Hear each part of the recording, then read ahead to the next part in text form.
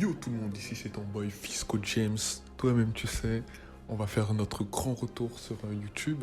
Parce que ça faisait tellement longtemps que j'avais pas posté de vidéo sur YouTube. Alors là, voilà la façon comme back. Du coup, on va faire un petit retour avec un podcast. Parce que ça faisait quand même assez longtemps que je réfléchissais à pouvoir instaurer un podcast sur cette chaîne. Vous savez, moi je suis quelqu'un d'assez...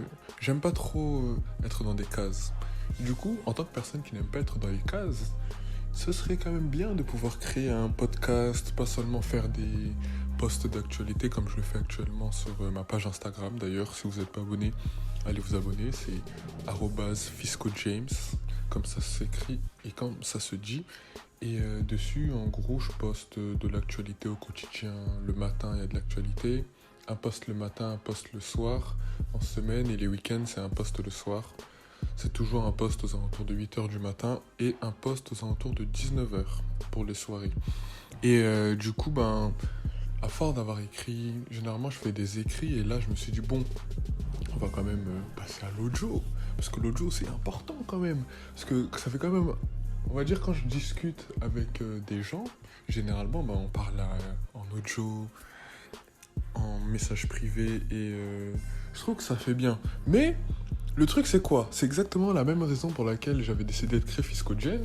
C'est parce que mes profs m'avaient dit comme quoi j'écrivais bien. Et en tant que personne qui écrit bien, tu vois, c'est un peu dommage de devoir se contenter au scolaire. Parce que du coup, quand tu fais une dissertation, il n'y a que ton prof qui la lit. Et il la lit une fois et après c'est terminé, tu vois, t'as ta note et voilà, c'est fini. Alors que quand t'as un site internet et que tu rédiges des articles, t'écris ton article une fois et ensuite le lendemain ou le surlendemain, quelques jours après, quelques semaines après, quelques mois après, il y a toujours la possibilité qu'une personne tombe sur ton article et le lise. C'est exactement ce que j'ai décidé de faire et là, mes audios, faudrait que je fasse la même chose.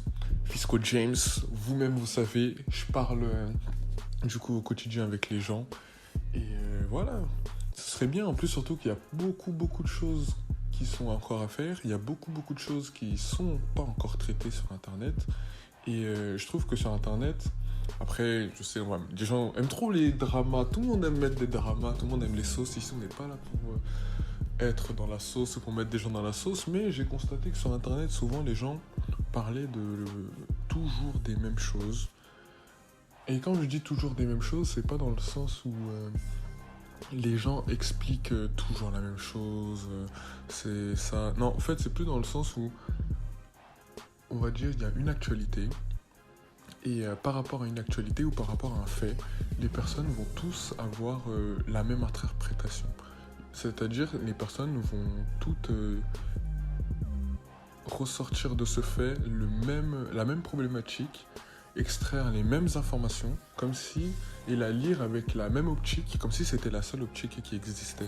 Et le truc, c'est qu'avec Fisco James, moi, j'essaye d'instaurer un nouveau truc, j'essaye d'instaurer une nouvelle manière de pouvoir se représenter le monde, parce que moi, je suis quelqu'un, j'aime pas, comme j'ai dit, entrer dans des cases, mais j'aime pas aussi quand on ne dit que certaines choses, alors qu'il y a aussi une autre partie. Et sauf que l'autre partie, on préfère la cacher, parce que soit ça n'arrange pas, ou soit on n'a pas envie que les gens le sachent.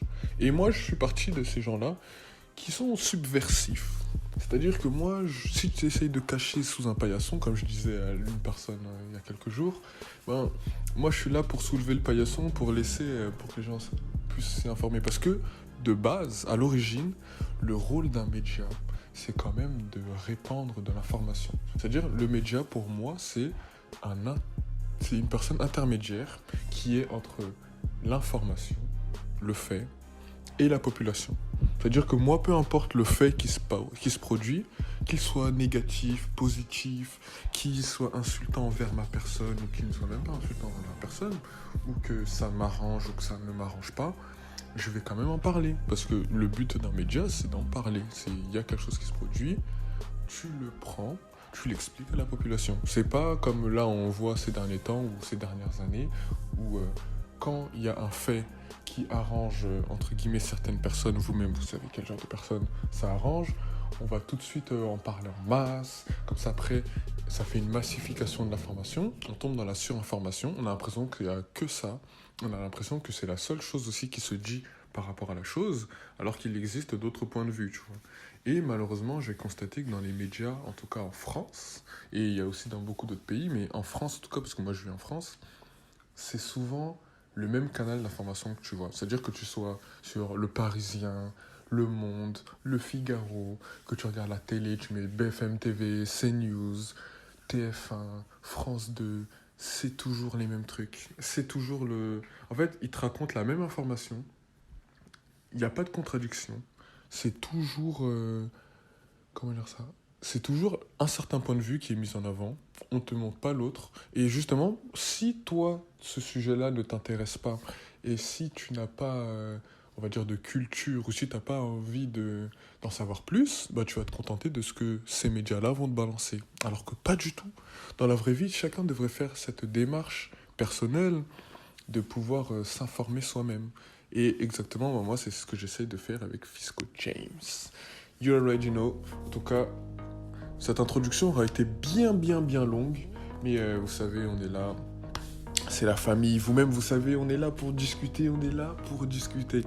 Alors, pour aujourd'hui, le sujet, ça va être simple. Je sais même pas quel genre de sujet je pourrais traiter aujourd'hui. Parce que j'ai plusieurs sujets en tête. Après, il y a tellement de choses à parler. Mais déjà, il y avait en NBA. Je voudrais parler du cas LeBron James. Je voudrais aussi parler de Mayotte. Parce que Mayotte, franchement, c'est un... Vous voyez quand il y a eu l'affaire Lola, je crois que c'était en octobre dernier, quand il y a eu l'affaire Lola en France, tout le monde s'est plaint comme quoi l'extrême droite avait fait une récupération politique de Lola.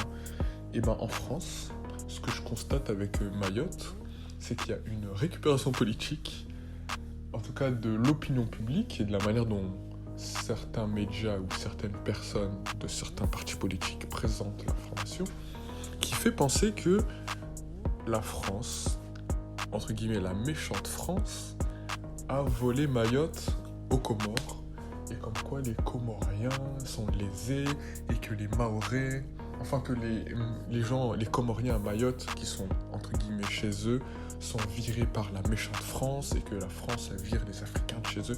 Ça, j'ai vu beaucoup d'informations comme ça sur des pages panafricaines.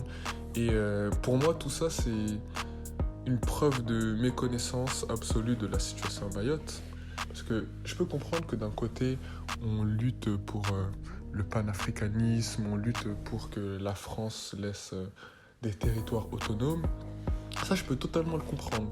Mais de là à manipuler l'information et laisser penser que c'est aussi simple que ça avec le cas de Mayotte, non, c'est pas du tout ça.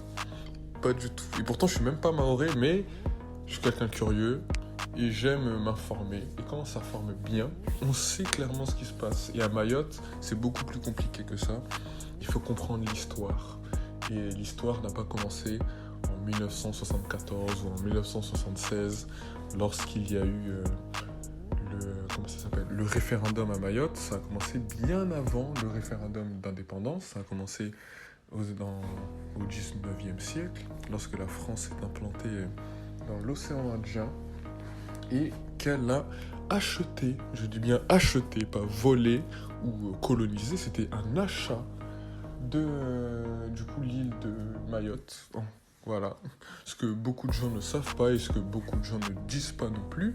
Parce qu'en France, quand on regarde l'information, on a l'impression que l'opération Ouambouchou, c'est la France colonisatrice qui vient récupérer ces territoires conquis qui ont été entre-temps vandalisés et colonisés par d'autres puissances étrangères, alors que ce n'est pas du tout le cas. Mais ça aussi, on en parlera dans un autre épisode. En tout cas, pour celui-ci, là on a 9 minutes 15, on va dire c'est une introduction, chapeau introductif.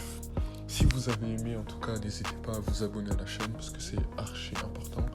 N'hésitez pas aussi à vous abonner à mes autres canaux, peu importe.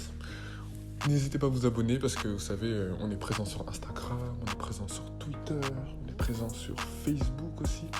C'est vraiment tout âge, c'est-à-dire que si vous, votre réseau social c'est Facebook, rejoignez-nous sur Facebook. Si votre réseau social c'est Twitter, rejoignez-moi sur Twitter. Après, je veux dire que la base de la base, c'est vraiment Instagram et le site internet.